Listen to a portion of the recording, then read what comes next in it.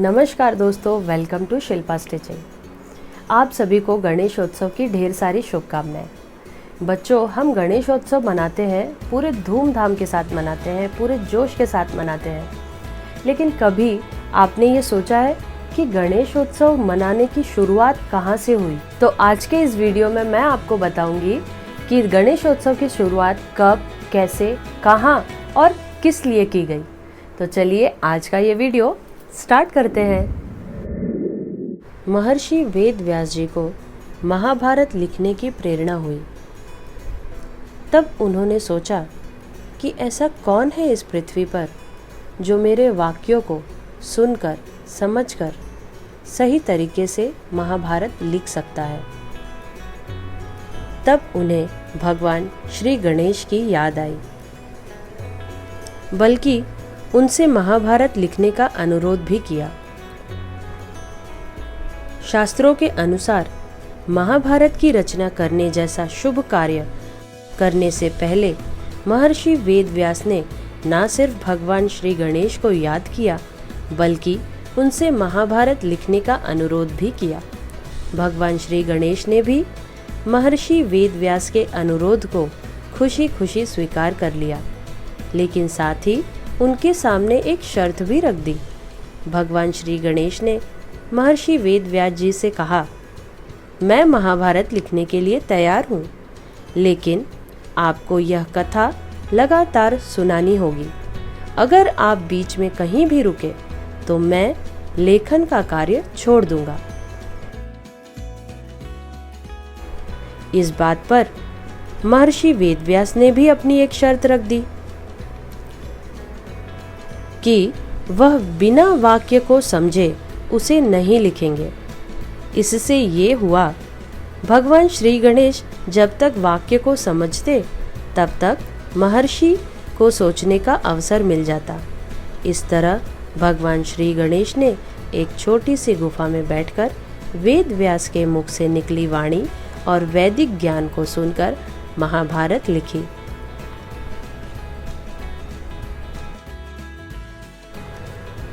महाभारत लेखन का कार्य पूरे 10 दिनों तक चला था, जिसके कारण लगातार लिखते लिखते गणेश जी के शरीर पर धूल, मिट्टी आदि जमा हो गए थे।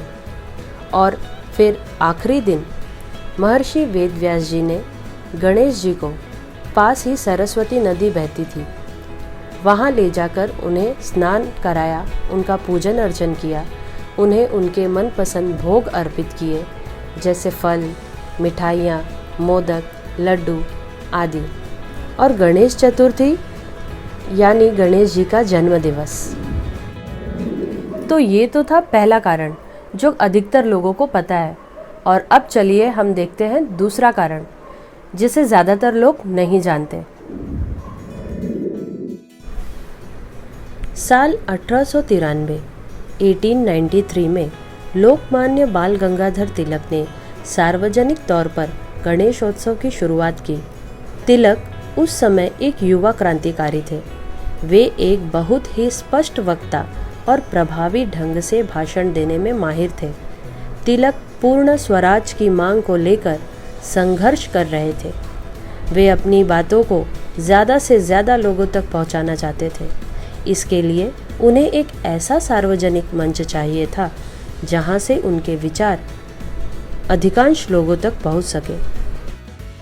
तिलक जी द्वारा गणेशोत्सव को सार्वजनिक महोत्सव का रूप देना, इसका ब्रिटिश साम्राज्य की नींव को हिलाने में महत्वपूर्ण योगदान रहा।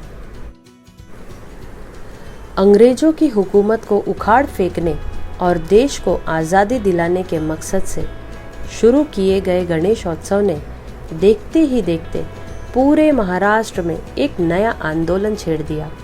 अंग्रेजों की पूरी हुकूमत भी इस गणेशोत्सव से घबराने लगी।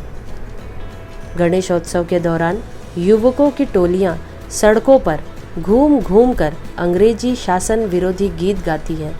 वह स्कूली बच्चे पर्चे बांटते हैं, जिसमें अंग्रेजी हुकूमत के खिलाफ हथियार उठाने और मराठों से शिवाजी की तरह विद्रोह करने का आह्वान किया जाता है।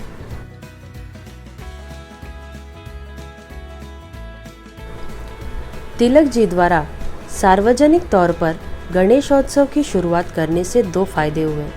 एक तो वह अपने विचारों को जन जन तक पहुंचा पाए और दूसरा यह कि इस उत्सव ने आम जनता को भी स्वराज के लिए संघर्ष करने की प्रेरणा दी।